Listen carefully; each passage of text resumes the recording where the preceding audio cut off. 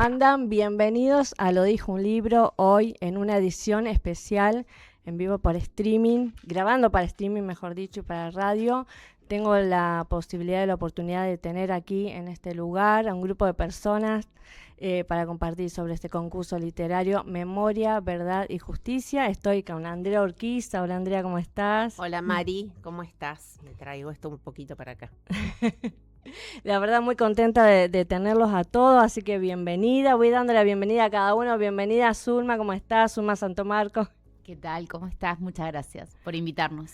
Acá feliz de tenerte aquí. Luciano, ¿cómo estás? Luciano Giuliani, ¿cómo estás? Bueno, muy bien, acá estamos. Gracias por la invitación. Un espacio para compartir. Hola Pedro, ¿cómo estás? Pedro Dazo con nosotros. ¿Qué tal? ¿Cómo te va? Bueno, muchas gracias por invitarnos y compartir este espacio tuyo. La verdad que para mí es un placer poder compartir las cosas que se hacen en el pueblo, las cosas que se hacen en la biblioteca, todo concurso literario, mientras nos podamos organizar, ajustar agendas, que todos podamos estar. Y yo les quiero agradecer porque ha pasado el tiempo y todos han hecho un espacio para poder estar hoy. Andrea, ¿querés compartirnos un poco? Quiero que presentes vos qué fue este concurso. Bueno, Mari, ¿cómo estás? Bueno, lo del concurso surge una noche que yo estaba tranquilamente comiendo una pizza y Luciano me pregunta si estoy en la biblioteca y me propone de organizar este concurso. ¿Por qué no me sorprende? Ni que él proponga ni que vos aceptes. Bueno, así que como yo tengo un formato armado porque varias veces he armado concursos literarios para la comuna, para la cooperativa, bueno, hemos estado en esas lides, entonces lo adaptamos a la temática que nos convocaba, lo planteo con la gente de la biblioteca, se acepta y se pone en marcha. Así que lo empezamos, no sé, un poco antes, en marzo, era marzo ya, hasta el 17 de abril. Bueno, se comparten las bases, se invita, se trata de hacer lo más público posible. Y bueno, y después, una vez terminada la fecha de entrega de los trabajos, nos reunimos con el jurado y se eligen los trabajos, que no fueron muchos, debo decir. Se participaba en prosa y en poesía, o sea, esa era la propuesta que se hacía, y a su vez se dividía en adultos y adolescentes. La convocatoria no fue demasiada, y bueno, pero fue algo, es un principio. Hubo 8 trabajos, un solo adolescente, una sola poesía, y los otros 7 fueron prosas de adultos. Y esos 8 trabajos realmente fueron todos excelentes, de muy buen nivel. Nos dio mucho trabajo elegir, bueno, tuvimos en cuenta unas cuantas cosas y prácticamente todo el mundo cumplía con eso. Así que, bueno, los leímos varias veces, nos tomamos el tiempo de leerlos varias veces, y el día que nos reunimos lo volvimos a leer juntos en voz alta para terminar de sacarnos dudas que teníamos de algunas cuestiones. Entonces, bueno, los resultados fueron los que se publicaron de los ganadores. Nos reunimos en la biblioteca, no recuerdo el día. Invitamos a la gente, a quienes ganaron, sí, miércoles, y bueno, nos reunimos a leer, a escucharlos leer los trabajos, que eso es una práctica que me parece valiosísima, de escuchar al otro, leer, lo que fuere, pero en esto particularmente tenía un plus, porque eran sus propios trabajos y de una temática que es muy, nos moviliza mucho a los argentinos. Entonces, fue una jornada muy especial, digamos, claro, la que compartimos. De mucha emoción. De entiendo. mucha emoción, total. Sí. Así que, Luciano, estuviste como gestor un poco también. Sí, yo quiero aclarar que yo en ese lugar trabajaba en la barra, así que algo habré llevado para ponerme a hablar.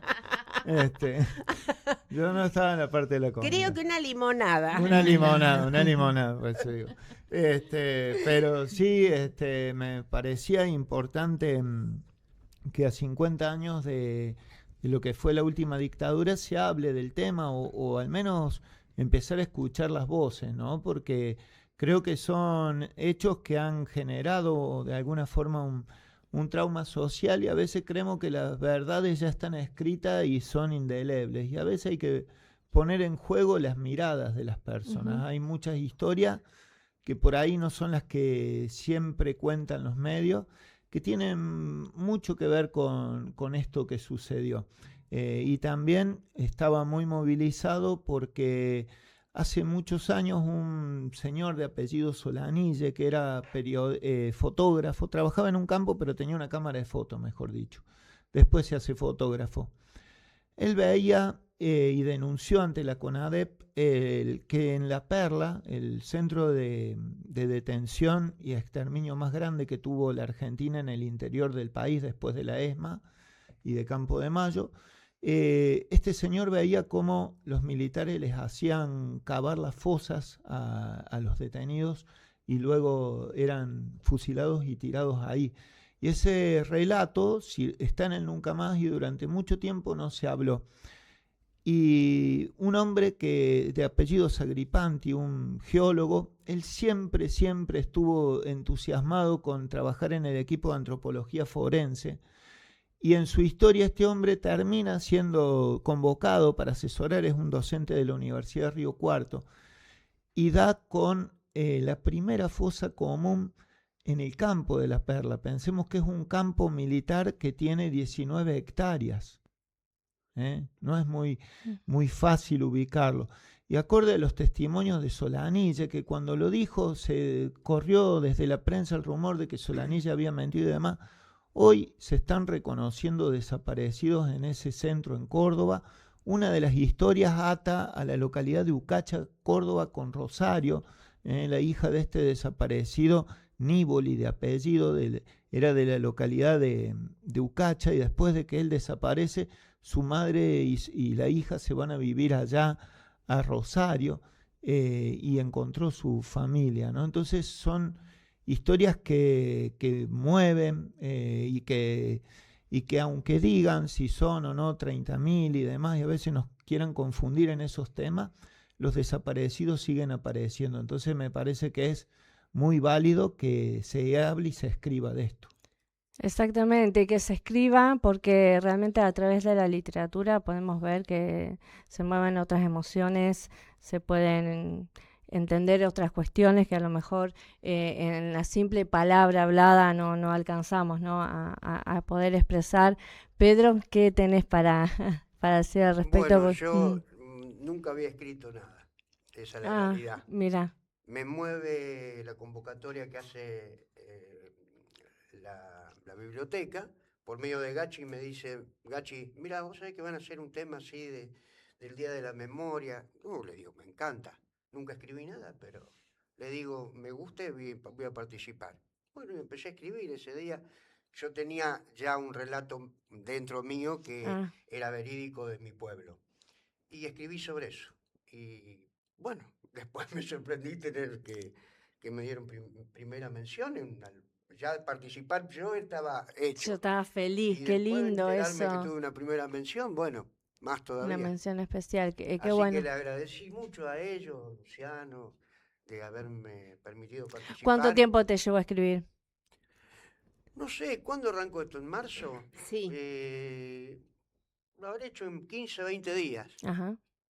Sí, yo le contaba a Luciano, ¿cómo hacer? Me dice yo, o sea, a mí mucho más fácil de lo que yo conozco y que eso que puedo expresar. Yo no puedo inventar a lo mejor algo, eso tengo que probarlo. Claro. Porque todavía, bueno, después hice un verso que sí, que está inventado un poco, pero siempre sobre la familia o cosas que conozco. Pero, bueno, volqué sobre la computadora, escribí y después lo fui armando el formato como me gustaba a mí. Después viene la corrección, uno Después hace viene como la corrección, uno volcar. claro, sacás cosas, ponés cosas. Claro, es un trabajo muy lindo. ¿Querés verdad compartir? que sí, me apasiona. Ahora Sí, me sí, apasiona. te diste cuenta. Bueno, yo veo futuro, bueno, tenemos acá a Luciano que ha escrito un libro, pero sé que yo veo que libros acá, si este programa sigue, ya los tengo sentados como escritores sin sin ninguna duda. O aunamos todo, Andrea, algo tenemos que hacer. Hacemos esa antología, algo tenemos que hacer. Sí. Yo, Esto estaría bueno que quede recopilado en Mm. algún lugar, aunque sea algo pequeño y que quede en la biblioteca con todos los trabajos, porque también hubo trabajos que no se leyeron, que fueron 2, creo que quedaron, que no son los que no tuvieron premio, pero que son totalmente válidos y muy buenos. Y bueno, estaría bueno que quede. Yo Sí. por eso lo sigo guardando, porque me parece que nos falta eso para terminar con el Ahí tema estamos. del... ahí estamos del libro. Pedro, ¿te gustaría compartir tu trabajo? Queremos escuchar. Bueno. Vamos a aprovechar en este programa que hay algo que no siempre logro poder hacer, no siempre tengo a la gente en vivo, siempre por lo general son notas a distancia, y poder tenerlos cerca y que puedan leer me parece una experiencia muy linda para todos los que estamos acá y quienes vayan a escuchar este programa. Bueno, muy bien. Bueno, mi trabajo se llama Un refugio para la memoria. El pueblo era un remanso de siestas largas, un mapa de calles donde el tiempo parecía no transcurrir. Allí Alicia y Enrique habían construido un hogar de 5 voces. Ella era la disciplina encarnada, una maestra de mirada severa, piel morena, labios pintados de rojo y blanco guardapolvo. Enrique, en cambio, habitaba una elegancia que desafiaba cualquier contexto. Era odontólogo, profesor de merciología y educación física. Recorría las aulas y el patio con sus trajes impecables y sus zapatos tan lustrados que espejaban el sol de la plaza. Aún en las clases de gimnasia, su rutina era una marca registrada. Nos conducía todo hasta la cancha y allí mismo, entre el polvillo y el griterío, ejercía de referí sin aflojarse la corbata. Enrique, una imagen surrealista y entrañable, corriendo tras la pelota con sus zapatos puntiagudos, manteniendo la compostura de un caballero mientras impartía justicia en un partido de fútbol. Desde la ventana de la escuela, Alicia vigilaba su casa como quien custodia un tesoro expuesto. Veía a Ana María, la primogénita del alma lectora. Cruzaba la calle con sus ojos hundidos en algún libro, ignorando que el mundo exigía mandado y almuerzo a término. «¡Apúrate! ¡No te entretengas!», le gritaba la madre, rompiendo el silencio del pueblo con un mandato que buscaba proteger el orden doméstico. Pero el orden es una ilusión frágil. Los hijos crecieron y partieron rumbo a Córdoba y Buenos Aires. Ana María, habitada por la sed de justicia que no cabía en los libros, encontró el amor y la militancia bajo el cielo de mayo de 1974. No sabía entonces que pensar distinto se convertía en un estigma de sangre. Llegó 1976 y la sombra de las botas militares oscureció el país. El miedo se volvió un habitante más.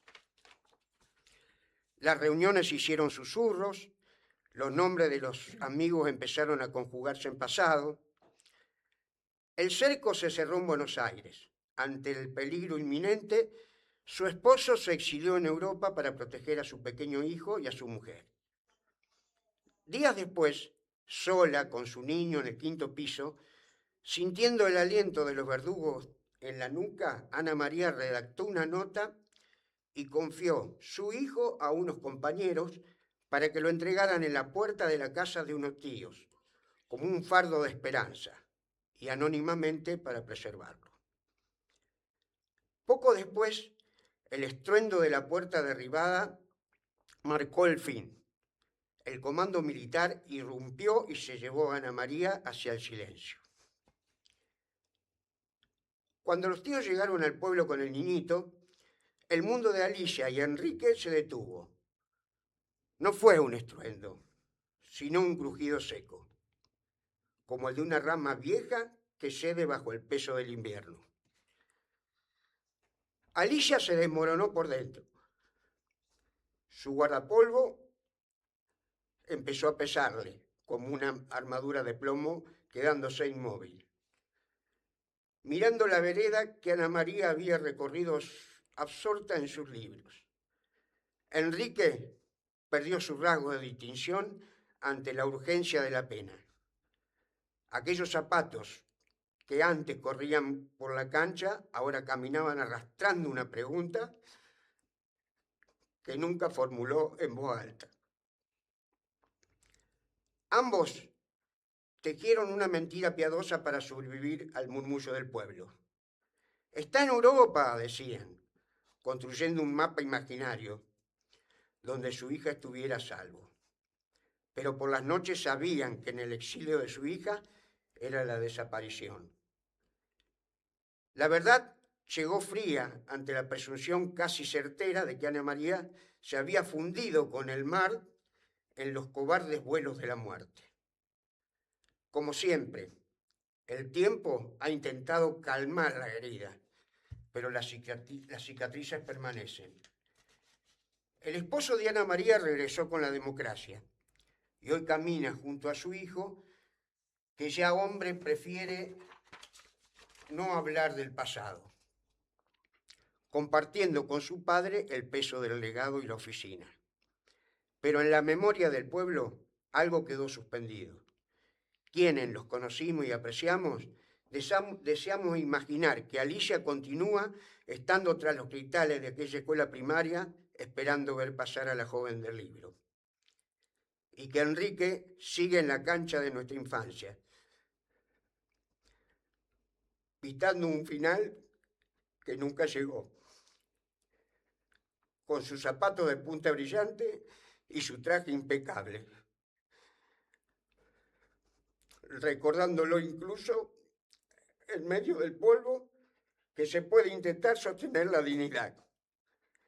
Ana María falta, pero su ausencia es un grito que no calla y es la memoria que nos obliga a mirar de frente para que el horror no encuentre nunca más un lugar donde suceder. Disculpa por la emoción. No, nunca más. Nada. Desde el lugar te quiero agradecer por entregar todo, no solo para escribirlo, sino para leerlo. Gracias por compartir tus emociones con nosotros, porque al fin y al cabo eso es, ¿no? Eso es un poco este concurso, ¿no? Me cuesta. Mira, debe ser, no sé cuántas veces lo he leído y no me puedo... ¿Te pasa cada vez que lo lees? Sí, volvés? el día que lo leímos en la biblioteca tuve que terminar leyendo a Andrea porque no pude. A mitad del relato no pude seguir. Claro. Me imagino que escribiendo habrá sido... No, porque no escribo a mano, escribo con la computadora. Pero sí, me costó. Bueno, un relato necesario conocerlo, necesario saber de esto. Gracias, Pedro. Zulma, Sí. nos cuesta ir cambiando de tema. A vos, ¿qué te llevó a querer participar primeramente, escribir? Ay, espera que ya me emociono. Sí, sí, cuesta seguir. Somos todos de la emoción fácil.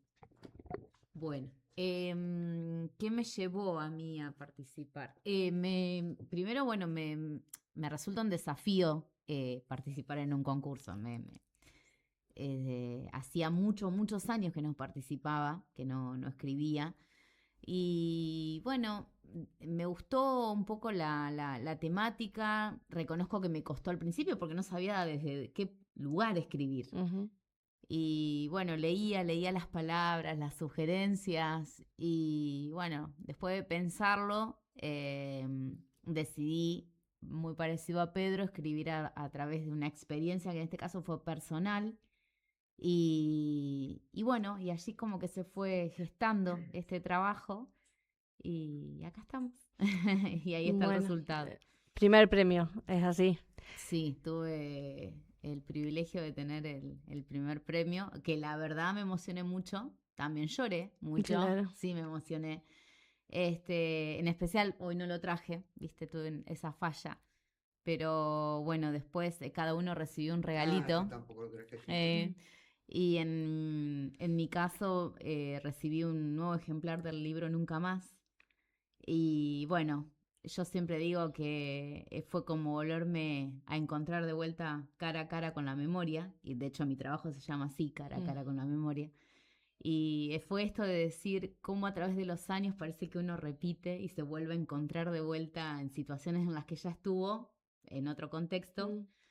Y bueno, eso la verdad que como que fue lo último que me terminó como de desarmar ese Claro. día y de emocionarme muchísimo.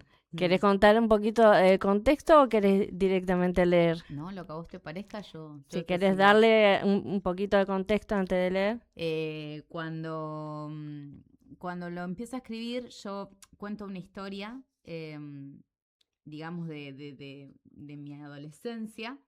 De hecho, menciono allí un trabajo que había compartido, yo tenía 15 años, y había sido la última vez que había escrito. O sea que por eso vuelvo, es como muy raro lo que me pasa, porque yo tenía 15 años, participo en un concurso literario, Sí. de hecho lo menciono acá, y me encuentro hoy volviendo a participar en un concurso literario, contando esa anécdota y volviendo como a Claro. ese tema. Y me pareció, de mi lado, me sentía muy cómoda quizás explicándolo o contando algo que me había pasado relacionado a esto, si bien obviamente no viví en la época de la dictadura, pero aprendí, cuento sobre un momento de mi vida donde aprendí a entender qué era lo que había pasado. Yo siempre lo había visto como algo distante, que yo sabía que era muy grave lo que había pasado, pero distante. Y encontré una cercanía a través de cosas que me fueron pasando, que bueno, fue como eso que utilicé para empezar El a disparador. redactar. El disparador, no me salía la palabra. El disparador que usé para escribir este trabajo. Bueno, te escuchamos entonces. Bueno, se llama Cara a cara con la memoria. Corría el año 1997. Tenía 15 años.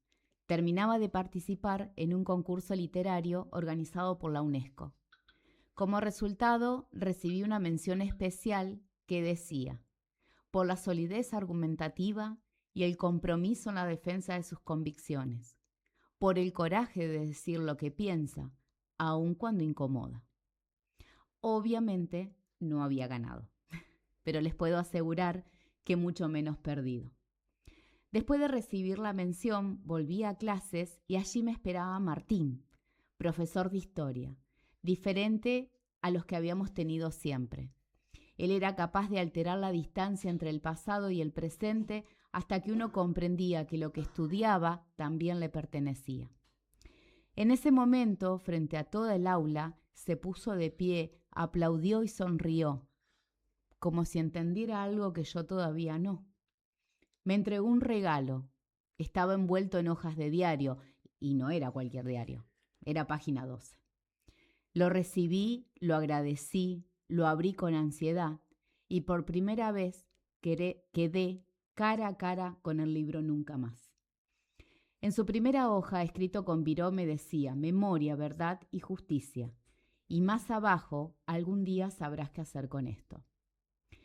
Al hojearlo, pude ver que no eran personajes ficticios, eran historias interrumpidas, era la realidad puesta en papel, y al comenzar a leerlo fue como abrir una puerta que hasta ese entonces no sabía que existía.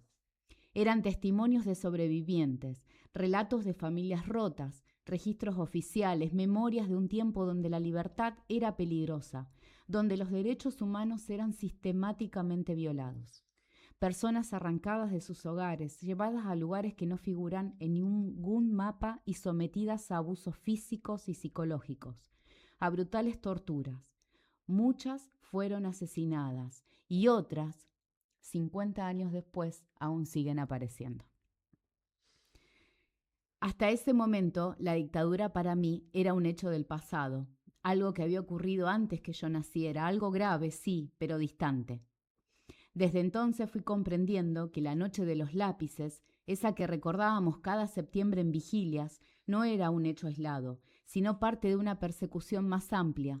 Los jóvenes eran vistos como un enemigo y había que erradicar el virus de la subversión.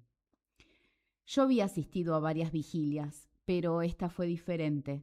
Sostuve una vela, hice una oración, lloré por personas que no conocía y sin embargo me dolían en el alma. La noche se vistió de luces tenues, voces bajas, tristeza y miedo, como si nombrarlos fuera suficiente para tenerlos de vuelta. Éramos una generación que todavía estaba muy cerca del dolor, como si la herida no hubiera terminado de cerrarse. En esa vigilia escuché la historia de un arquitecto de la localidad.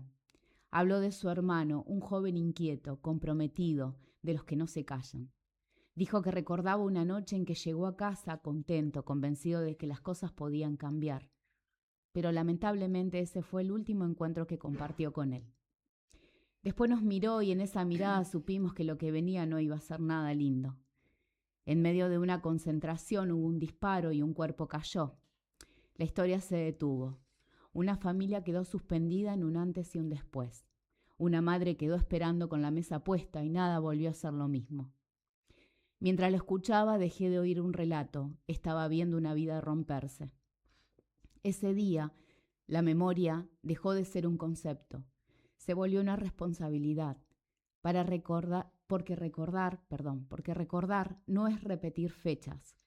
Es sostener lo que duele, es no dejar que esas vidas se conviertan en números, es incomodarse, aunque sea más fácil mirar para el otro lado. En todo este proceso, algo cambió en mí. La identidad dejó de ser solo personal y se volvió colectiva. Entendí que formar parte de una sociedad implica hacerse cargo de su historia, porque cuando la memoria se debilita, se abre la posibilidad de repetir los mismos errores. El informe Nunca Más no es solo un grito del horror, es una advertencia y un compromiso.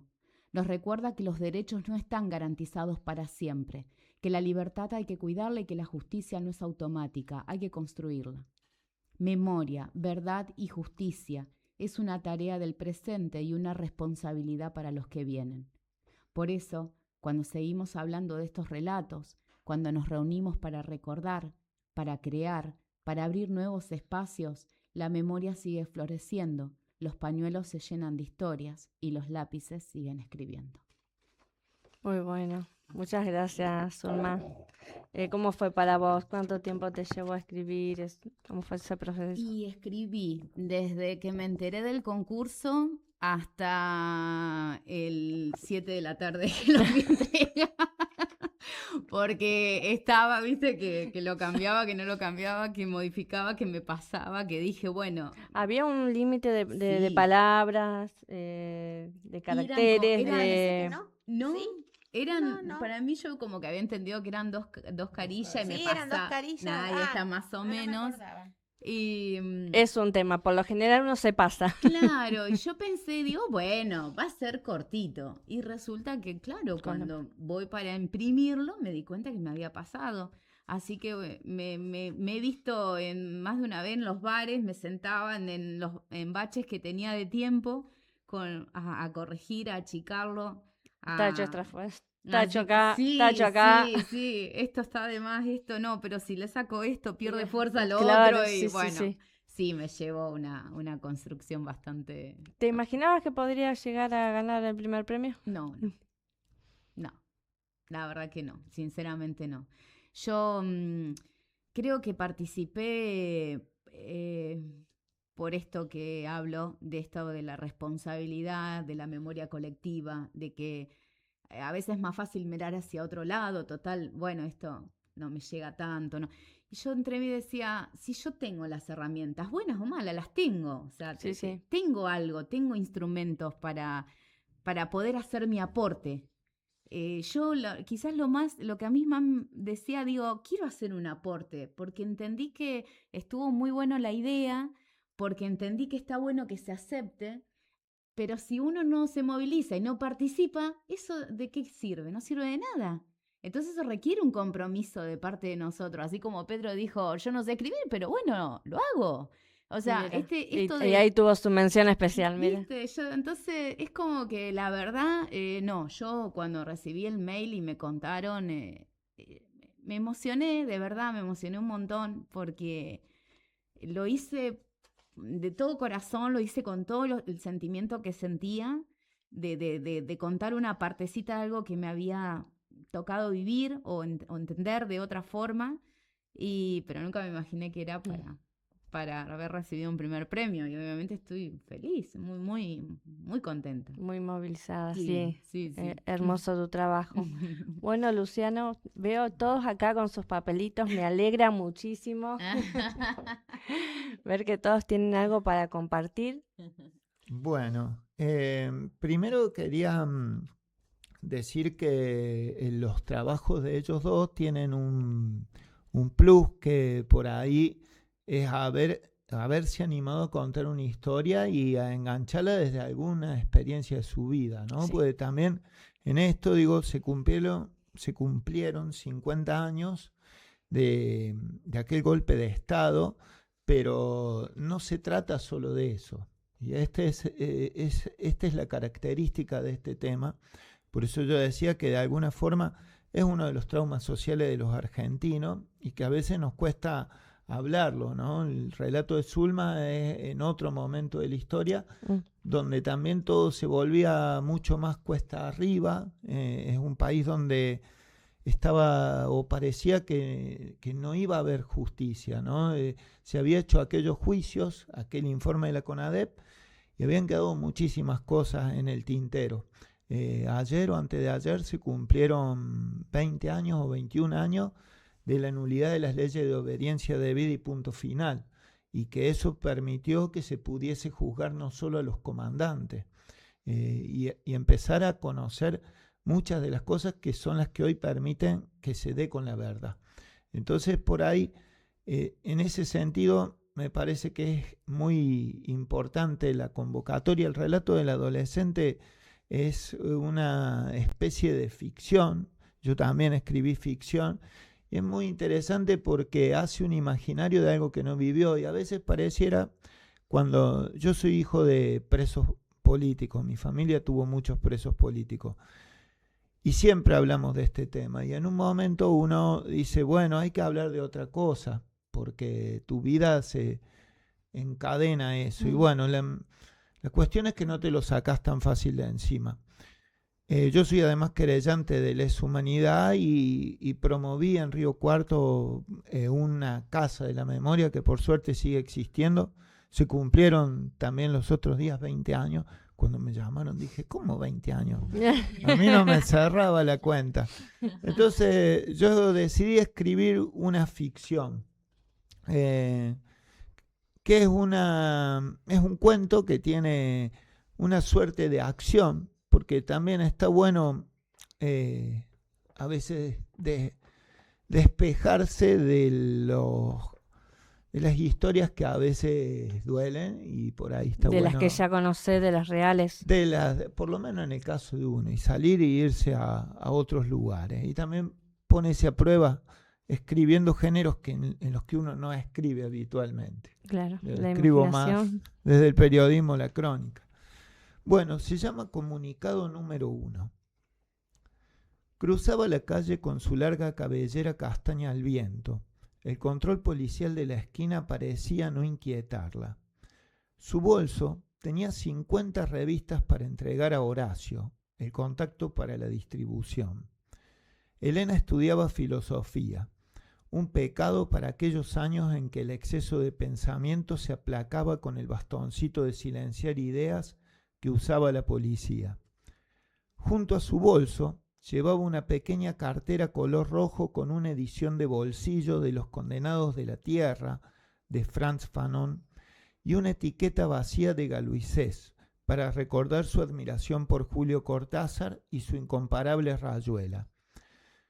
2 años y medio antes habían publicado el libro de Manuel, la obra más militante de Julio Cortázar.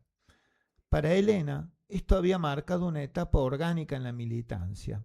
Se repetía cada mañana desde aquel entonces la histórica frase de Marx: los filósofos desde siempre han tratado de entender al mundo, pero de lo que se trata es de transformarlo. Elena era una joven que despertó su interés por las revoluciones en el Mayo francés. Visitó París en aquellas jornadas porque su familia estaba bastante acomodada y por aquel entonces terminar la secundaria era motivo de un viaje a Europa. Caminaba rumbo a la reunión. Los policías miraban casi hechizados a la mujer de pantalones Oxford azules, camisa blanca y larga cabellera. Elena nunca pasaba desapercibida. Esa era su magia. El bar de la calle Richmond estaba abierto. Su puerta de madera con un vidrio tenía 2 tipos fumando.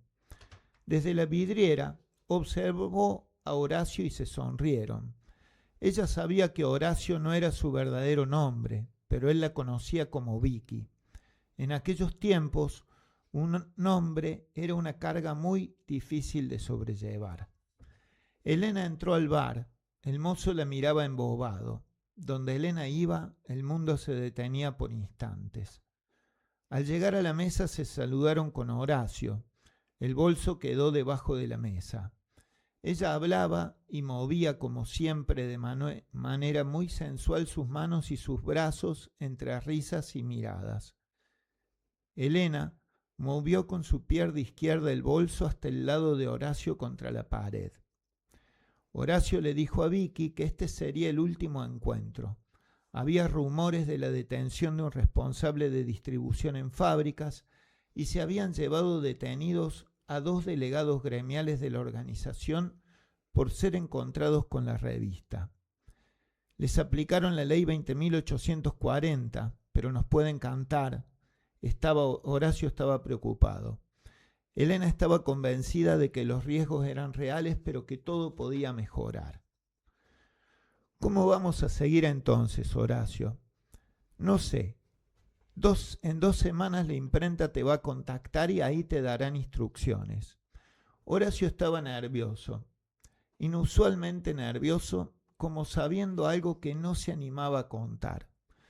Vicky le dio un beso en el cachete. Horacio la agarró de la mano y le dijo: salí por Richmond, pero no dobles por Bolívar, y la abrazó. Elena salió del bar, tomó por Constitución, caminó 2 cuadras y se metió a una librería. En el bar de la calle Richmond, a pocos minutos de la salida de Elena, aparecieron 3 tipos en un Torino blanco y otros 2 en un Falcon verde. Molieron a palos al dueño del bar y al mozo lo sacaron a patadas al llegar. Horacio recibió una golpiza tremenda mientras le preguntaban por Vicky. No habló, no tenía nada para decir, desconocía su verdadera identidad. Solo les dijo que le advirtió que no saliera por Bolívar. El Torino recorrió la zona varias veces. Elena los vio pasar y aguardó en la librería mientras buscaba libros de cocina. El terror le invadió. El dueño de la librería no fue ajeno al movimiento del Torino. Más tarde pasaron unos patrulleros por la calle. Se dio cuenta del peligro que corría Elena. Le ofreció pasar detrás del mostrador y la llevó al depósito. 2 horas después, al cerrar la librería, Elena se fue. Aquel día empezó su peregrinar clandestino, sin saber dónde ir, sin tener a quién contactar. Esa madrugada, la joven, aún aterrada, escuchó en la radio el comunicado informando: el país se encuentra bajo control operacional de la Junta de Comandantes Generales de las Fuerzas Armadas. Elena sintió que un ciclo había terminado. La larga noche había empezado. Este es el cuento. Yo quiero agregar 2 cosas de este cuento, porque son datos que valen la pena recordar. En este día que sucedió el golpe, hubo distintas posiciones de la sociedad. La gran pregunta que nos hacemos cada año cuando hacemos memoria es por qué la gente el 25 de marzo o el 24 de marzo no salió a la calle, ¿no? No dijo: este gobierno está mal. Por eso seguimos recordándolo. Pero sí hubo acciones civiles de gente que no estaba comprometida con las organizaciones guerrilleras, que tal vez solo se trataba de buena gente, de historias comunes, mínimas. Ese es el librero, ¿no? En este cuento trata de mostrar, mucha gente ayudó, le dio alojamiento, le dio refugio. Hubo niños que luego de ser asesinados sus padres pasaron por familias que tuvieron el coraje de tener un hijo de alguien que se había llevado de la guerrilla. Y esas historias son las que generalmente quedan al margen. Hubo un rol de la sociedad, no toda la sociedad estuvo de acuerdo, tampoco estaban necesariamente estar en desacuerdo con los militares, era estar de acuerdo con la guerrilla, o al revés. Y este cuento trata de contar también de esas historias y en un punto tiene que ver con una historia también familiar. Mi viejo era militante, mi viejo militaba en la Juventud Peronista y en la organización Montoneros, pero lejos de lo que podrían pensar algunos que ser montonero implicaba tener conocimiento de explosivos o tener conocimiento de armamento, mi viejo, su tarea junto con sus compañeros era trabajar en una zona atrás de un viejo desarmadero de Río Cuarto que se llamaba El Tutú. Él era estudiante de abogacía y había decidido rendir libre para poder estar con la gente en el barrio y cortaban ladrillos. Mi viejo ahí aprendió el oficio de cortar ladrillos. Era un estudiante universitario de abogacía, de hecho cuando lo detienen le faltaban 10 materias y se dedicaba a cortar ladrillos y a renegar con la gente para mantener una huerta y una granja, porque se morían los pollos, porque la huerta no estaba, porque algunos se agarraba algún pollo porque tenía hambre. Esa era su militancia y tenían unos volantes de la organización Montoneros que cuestionaban en aquel entonces las decisiones económicas del gobierno luego del Rodrigazo, que había generado una hiperinflación. Entonces él tenía volantes de la organización Montonero y tenía una motoneta y deja su bolso, tenía un morral, y deja su morral con la agenda y los volantes. Y eso es lo que le causa la detención a él, a su hermano. Mi tío era periodista deportivo en aquel entonces. Y a partir de ahí empiezan a detener a un montón de gente por haber visto volantes de la organización Montoneros, que era dar una decisión política. Y lo que hacía mi viejo era hacer ese trabajo y repartir la revista El Descamisado, que era la revista que tenía Montoneros. Y cuento esto porque a veces se circunscribe todo a contar historias que tienen que ver con si estaba la lucha armada, si no estaba. Formaba parte, pero también había algo muy, muy curioso. La única casa de la memoria que hubo en los 90 era una casa donde dispararon durante un montón de horas contra una mujer, un bebé y otro hombre, 2 hombres, porque había una imprenta clandestina de Montoneros que hacía la revista El Descamisado en la ciudad de La Plata. Yo la pude conocer a esa casa en un encuentro de la agrupación Hijos. Y había una disputa por la información, ¿no? El 25 de marzo de 1977 desaparecen a Rodolfo Walsh tras escribir una carta abierta a la Junta Militar. Y me parece que esto lo escribí en forma de ficción. Esta historia que estoy contando de mi viejo nunca la conté públicamente, pero me parece que vale la pena para entender de qué se trataba, ¿no? Que este concurso también sirva para darse cuenta que no todo se trata, no hablar de memoria es hablar exclusivamente si hubo o no lucha armada, sino hacerse preguntas, conocer historia. Obviamente hubo historias mucho más tristes, mucho más trágicas. Yo nombro la ley 20.840, mi viejo estuvo juzgado por esa ley, se declaró que era inocente, el juez declara que era inocente, tras 3 años de investigación. 3 años costó darse cuenta si era un peligro o no lo de los volantes que cuento, y después existió una figura que se llamaba quedar a disposición del Poder Ejecutivo Nacional. Hoy se habla mucho de ideas de libertad, a veces nombra el máximo funcionario. Bueno, el Estado lo detuvo por 4 años más a mi viejo. Yo lo conocí a mi viejo una semana antes de cumplir mis 7 años, y él fue detenido el 13 de julio del 75, cuando mi mamá apenas se estaba enterando que estaba embarazada de mí, y decidió que no fuésemos a a la cárcel. Mi primo también pasó una situación similar, pero él sí lo vio. Por el temor, mi mamá se fue con muchísimo miedo de Córdoba. Ella no era militante de Río Cuarto, se fue a Córdoba con mis abuelos. Y en el relato de Pedro habla de la mentira.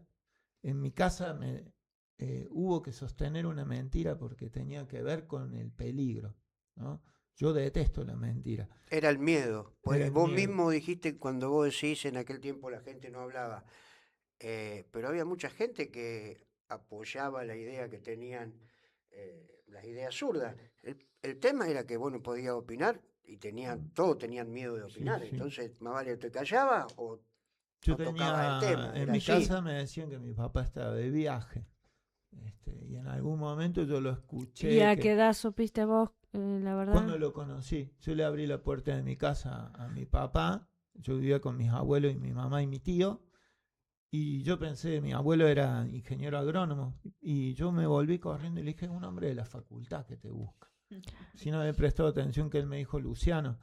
Y bueno, ahí me enteré que él era, yo tenía una foto de él. Sí, él sabía que iba a Yo venir. sabía quién era mi papá, Sí. pero la foto que tenía era del casamiento. Tenía mi papá pelo largo, los bigotes largos, las patillas habían así del look de esa época. Y yo vi un hombre que estaba pelado, con un bigote mucho más corto, no era el mismo. Claro.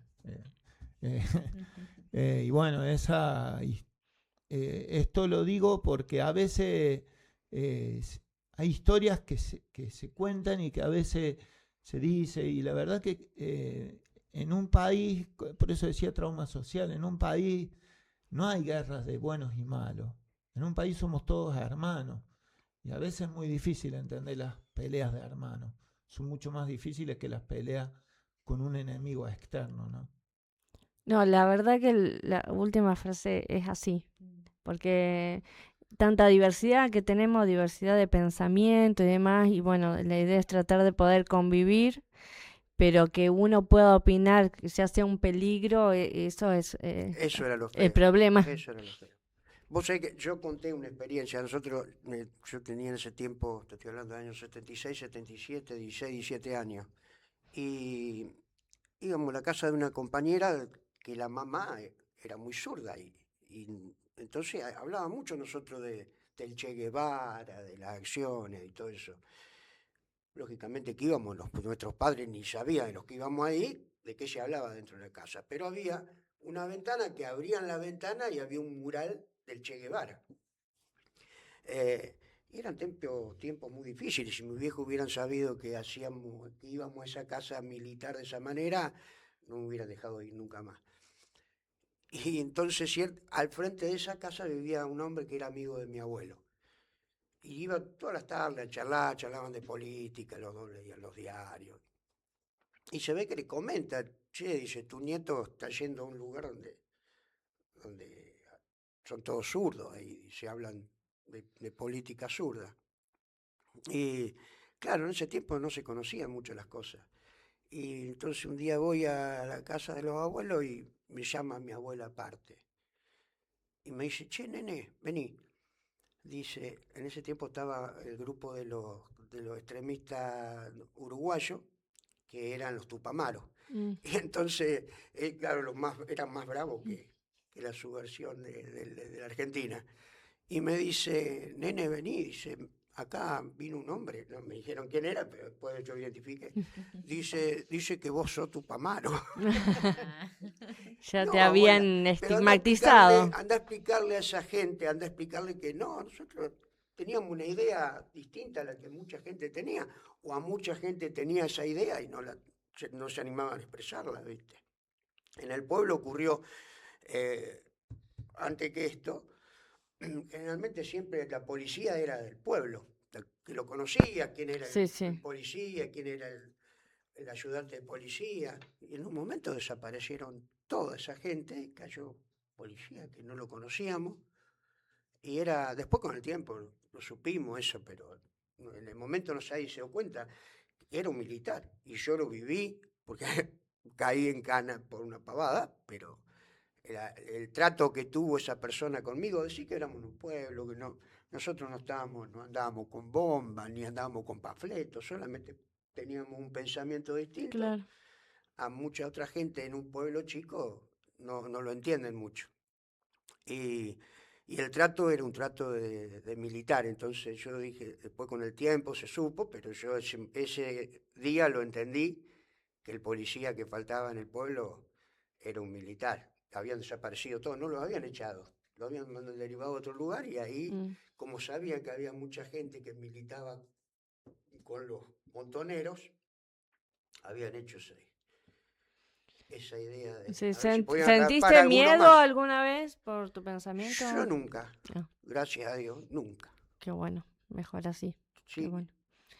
Porque sí, es feo cuando uno puede tener miedo de lo que piensa, de lo que cree, de lo que... Sí, a lo mejor de su desde la cosmovisión de ignorancia, vida, ¿no? Porque claro. a lo mejor Lo que pasa es que habría los que haber pueblos lo tenido vivimos miedo. diferente, Claro. porque, yo también viví la época, pero en los pueblos lo vivimos totalmente diferente. Después de pasados los años, caímos en la cuenta de un montón de Claro. cosas. Ataste los cabos después. Yo iba en cuarto y quinto año, fui al colegio de las hermanas Venado Tuerto y teníamos una profesora de historia que era una maravilla, que venía de Rosario y en un momento no vino más, porque desapareció. Y bueno, ¿qué pasó? No vino más y después empezamos a atar cabos y después sabíamos que era porque ella nos daba una historia que no querían que nos diera ese tipo de contenidos.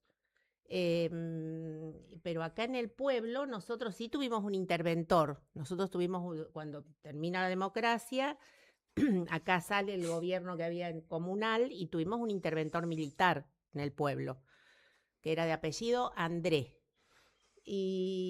Pero bueno, nosotros, eso era la normalidad en ese momento del país y hubo un momento que se tapó todo con el Mundial, ¿se acuerdan? Sí. Y ahí sale a relucir el tema de las monjas francesas y ahí sale un calco que decía los argentinos somos derechos y humanos, porque en el exterior se empieza a hablar de lo que acá pasaba y nosotros era como que nos sentíamos ofendidos. Me acuerdo que pasaba en mi casa sobre todo y ese calco era como, no, los argentinos somos derechos y humanos, ¿qué están hablando? Entonces hubo un montón de gente que vivió en una burbuja ese tiempo, que no, sí lo vivieron en las ciudades, porque yo tenía el testimonio de mi marido que intentó estudiar arquitectura en Rosario, estuvo 3 años y se tuvo que venir porque le explotaban las bombas en la vereda, tenían miedo, lo detuvieron en un momento porque no tenía documentos y la pasó mal. Tengo otro amigo que es Néstor Lazzaretti, que vivió en La Plata y la pasó muy mal toda su época de estudiante viviendo en La Plata, porque La Plata fue tremendo. Pero bueno, todo eso lo escuchamos después, ellos lo cuentan después que pasa todo. Claro, Pero en eso el lo tenemos como momento, si vos. que en el momento nosotros acá, en un pueblo como este, era como que no tuvimos la experiencia tan directa y de lo que estaba pasando. Y no Incluso- solamente pensar, perdón, Pedro, No. lo que vos decías lo que pensaban políticamente, tampoco se podía escribir porque fueron perseguidos cantantes, Sí. poetas, cuánta gente de la cultura, artistas, se tuvieron que ir porque expresaban sus ideas a través de esa forma de hacer arte que tenían y tampoco era permitido, y lejos de ser gente que pusiera bombas o que matara a otros, Claro. simplemente expresaban a través del arte sus opiniones. Entonces fue... Censura. sí, Censura fue un full. momento muy increíble, ¿eh? Sí, sí, Uno fue, lo ve ahora a través Hay- del tiempo. fue hay muy una- feo porque también, quiero decir esto nomás, tampoco nuestros padres en ese momento no nos permitieron ir a estudiar. No sé si pasó también en todos los pueblos, pero por ejemplo, en Alejo Ledesma hubo como 2 generaciones después que los padres no mandaron a estudiar a los chicos. Por miedo. Por miedo, lógicamente. O los Mira. que fueron se volvieron, como te Sí, digo. sí, o fueron y volvieron, pero porque fue la así. pasaban mal. Más No, yendo a Córdoba, nosotros de ahí íbamos a Córdoba a estudiar, Río Cuarto, Claro. Córdoba. Sí, sí, Y eran sí. centros muy, muy fuertes Por en eso ese es importante tiempo. reivindicar de cualquier forma, y esto fue una forma muy válida de reivindicar esto, porque realmente no hay que olvidarse. Memoria. Yo sentí particularmente que este año fue como más fuerte ese tema, pero no se olviden que no soy de acá. Fue así, el concurso, sé que el acto de la escuela fue muy emotivo este año. Bueno, estuvo la suegra de Gonzalo acá contando su experiencia. Creo que sentí que hubo como bastante que se habló del tema y no sé si pasaba tanto en otro tiempo. ¿Lo vieron así? ¿Cree que todavía falta hablar más de esto? Y sí, Los yo el otro día me dejé... sorprendió, por ejemplo, ahora que está el Mundial, hablando ¿cómo era el arquero del 78? ¿Filiol? Filiol, hablando que habían tenido ellos, estaban muy presionados por los militares, y eso nunca lo había dicho. Claro. Y despotricó y Claro. muy enojado por lo que había pasado, pero lo escucho ahora. Como decís vos, está saliendo un poquito ahora. Claro, Antes no como se una animaba la gente a necesidad de hablar. contar, como una necesidad de contar. Bueno, concurso literario, como vos decís, fue un buen momento para hacer memoria. Sí. ¿Crees que esto se va a poder hacer en próximos años, que más gente se pueda sumar? ¿Crees que debería quedar o fue este momento para aprovechar? No, ojalá que se repita. Lo hablamos con Luciano y decíamos que a pesar de la poca gente que participó, también es como que lo hicimos medio sobre Sí. la idea surgió medio sobre la marcha. Y yo tengo experiencias de concursos anteriores donde ha participado mucha gente, porque lo raro de esto también, que de los 8, 5 eran de afuera. Y Eso es lo raro. hubo una adolescente Sí, que... un adolescente de Venado Tuerto que participó. Y bueno, le dimos una mención porque realmente el hecho de haberse molestado, de haber escrito, de haberse interesado por el tema, y aparte muy bueno lo que le escribe, lo que expresa. Y la idea es, bueno, tratar de probar con tiempo y con más publicidad, digamos, hacia el Sí. concurso. Tenemos también una traba ahora que no se puede entrar a las escuelas a promocionarlo o a hablar directamente con los chicos si no hay un proyecto de por medio y demás, que por ahí para enganchar a los adolescentes, sobre todo, y interesarlos a que escriban. Pero bueno, las experiencias anteriores, ya te digo, mucha gente, acá hay mucha gente que escribe muy bien Sí. y que siempre participó en concursos. Entonces, a lo mejor con más tiempo tenemos esa repercusión en otro momento, o que con esto y que hemos estado en varios lugares, que se vieron que se escucharon las historias, que se vio la premiación y demás, a lo mejor la gente se motiva también. Bueno, los convocamos a todos y a cada cosa que también que se haga en la biblioteca. Aprovecha, te doy ese espacio para que vendas a la biblioteca todo lo que se haga, concurso y demás. Bueno. Y que se hagan socios. ¿Qué más? ¿Qué más tenemos que decir? Sí, no, que se hagan socios, que hay carreras para que se pueden hacer desde la biblioteca. Ahora, por supuesto, ya están cerradas las inscripciones, pero la biblioteca tiene carreras a distancia que se pueden hacer. Se trajeron ahora de la Feria del Libro más de 300 ejemplares, unos libros preciosos de todo tipo, mucho de fútbol, mucho de niños, novelas, bueno, ensayos, hay todo tipo de libros muy lindos. Y bueno, el espacio de la biblioteca está siempre abierto para el que quiera ir. El sostén nuestro en este momento son las fotocopias, que María está ahí al pie del cañón con eso. Y bueno, hemos hecho un taller literario con Gachi para los niños de 2º grado. Ahora se empieza con la mochila viajera, que se llevan libritos al jardín. Esta semana van los nenes del jardín a visitar la biblioteca. Qué lindo. Así que bueno, un espacio abrirla, precioso. Sí, abrirla sí. para que la aprovechen. Así es. Zulma, ¿estás en teatro? Aprovechá, tenés que vender algo. Vendamos, siempre dejo el espacio a los invitados para que vendan lo suyo. Sí, bueno, desde el teatro, obviamente acá en María Teresa se sigue trabajando, se están haciendo producciones nuevas, aún obviamente no tenemos fechas absolutamente de nada, estamos en este proceso creativo, pero sí, siempre se está trabajando. En mi caso personal, bueno, sigo trabajando acá, empecé a trabajar también con gente de Venado Tuerto, que de hecho este fin de semana nos presentamos con un proyecto, valga la redundancia, proyecto Paréntesis, en su edición Museo de Almas. Fue una experiencia teatral muy linda, que duró 3 días con 6 funciones, 2 por noche. Y bueno, tuvo una muy linda aceptación, así que bueno, se está tratando también de traer este proyecto acá a María Teresa, de Venado Tuerto a María Teresa, así que seguramente pronto habrá novedades. Qué bueno, qué bueno. Actriz y escritora, Luciano, la radio siempre. ¿Qué querés promocionar? No, siempre. Escuchen a la mañana, levántense Sí, temprano. bien temprano. Son lindos estos días para levantarse temprano, poner la radio y tomar mate en la cama. Así El que es. puede. Y escuchen los miércoles, principalmente. Miércoles, claro. Bueno, gracias, Pedro. Tenés que seguir escribiendo, Pedro.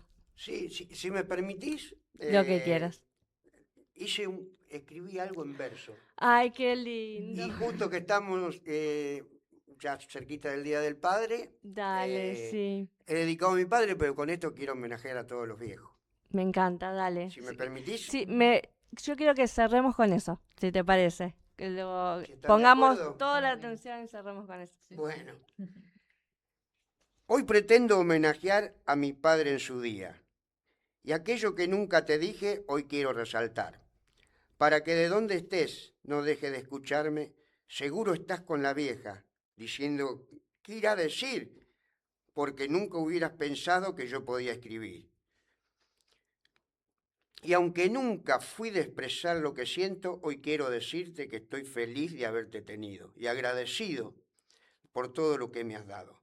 Recuerdo aquellos momentos cuando en tu brazo he despertado, vos corriendo ante mi desmayo inesperado, susurrando, hijito, hijito, con un grito desesperado.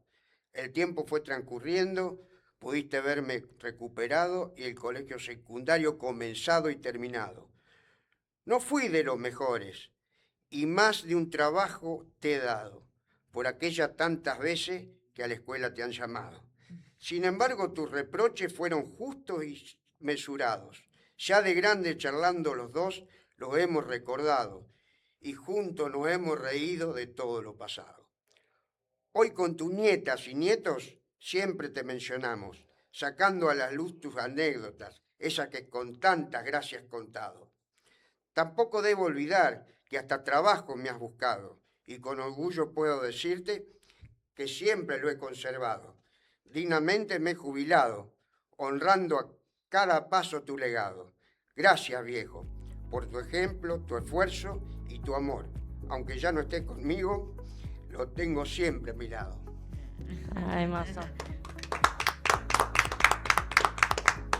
Muchas gracias, Pedro, y bueno, gracias a todos por haber participado. Te lo dijo el libro. Bueno, gracias a vos. Gracias, Mari. Hasta aquí ha sido Lo dijo un libro. Nos encontramos la próxima semana. Chau, chau.